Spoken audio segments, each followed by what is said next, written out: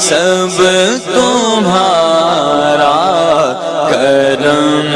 ہے آقا کی بات اب تک بنی ہوئی ہے۔ بسم اللہ الرحمن الرحیم۔ ناظرین کرام السلام علیکم ورحمۃ اللہ وبرکاتہ۔ آج میں آپ کے سامنے بیان کروں گا کہ اذان کا جواب دینے کا کیا طریقہ ہے، اور جو اقامت پڑھی جاتی ہے یعنی تکبیر پڑھی جاتی ہے جماعت کھڑی ہونے سے پہلے، تو اس کے جواب دینے کا کیا طریقہ ہے۔ تو سب سے پہلے اذان، نبی کریم علیہ الصلوۃ والسلام نے ارشاد فرمایا اذا سمعتم المؤذن مثل ما یقول، جب تم مؤذن کو سنو کہ وہ اذان دے رہا ہے تو جس طرح مؤذن کہتا ہے اسی طرح تم بھی کہو، یعنی کہ جب مؤذن اللہ اکبر کہتا ہے تو تم بھی اللہ اکبر کہو، جب مؤذن اشہد ان لا الہ الا اللہ کہے تو تم بھی اشہد ان لا الہ الا اللہ کہو، اور جب مؤذن اشہد ان محمد رسول اللہ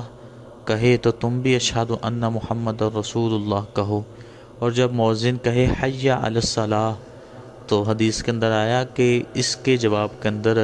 لا حول ولا قوت الا باللہ العلی العظیم یہ پڑھا جائے، اور اسی طرح جب مؤذن حی علی الفلاح کہے تو اس کے جواب کے اندر لا حول ولا قوت الا باللہ العلی العظیم ہی پڑھا جائے۔ اور فجر کی اذان جب ہوتی ہے تو فجر کی اذان کے اندر الصلاۃ خیر من النوم کے الفاظ کا اضافہ کیا جاتا ہے، تو اس کے جواب کے اندر کیا کہا جائے گا، تو اس کے جواب کے اندر صدقت و بررت و بالحق نطقت، اس طرح کے الفاظ جواباً کہے جائیں گے۔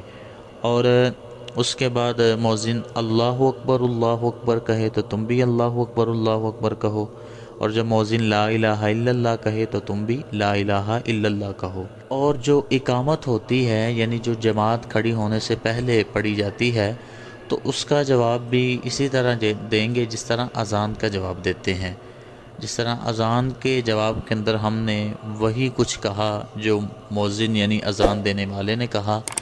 بس حی علی الصلاۃ اور حی علی الفلاح میں لا حول ولا قوت الا باللہ العلی العظیم پڑھا،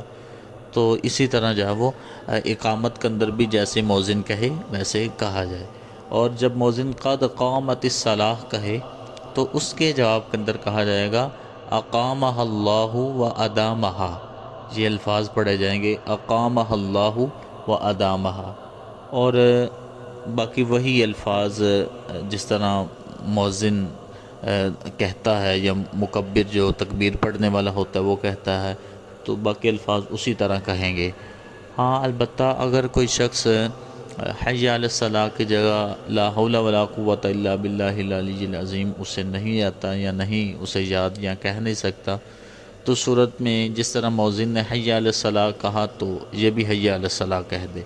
یا پھر حی علی الفلاح کے جواب میں بھی نہیں کہہ سکتا تو اس میں بھی حی علی الفلاح کی جگہ حی علی الفلاح ہی جواباً کہہ دے۔ اسی طرح اقامت کے اندر ہے کہ وہاں پر قد قامت الصلاۃ کی جگہ اقامہ اللہ و ادامہ نہیں کہہ سکتا تو وہ صرف قد قامت الصلاۃ ہی کہہ دے۔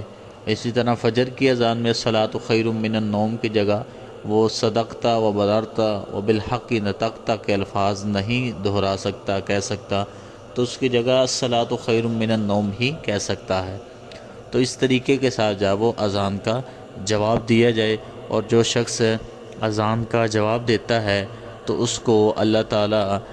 ہر لفظ کے بدلے میں نیکیاں عطا فرماتا ہے، تو اس لیے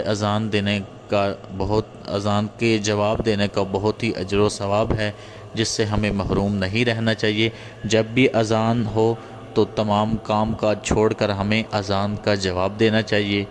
تو ناظرین کرام میں امید کرتا ہوں کہ آج کی ویڈیو آپ کو اچھی لگی ہوگی، اور اگر آپ کو اس طرح کا کوئی مسئلہ درپیش ہے وضو کے متعلق، غسل کے متعلق، تیمم کے متعلق، نماز کے متعلق، یا اس کے علاوہ اور بھی کوئی شرعی مسئلہ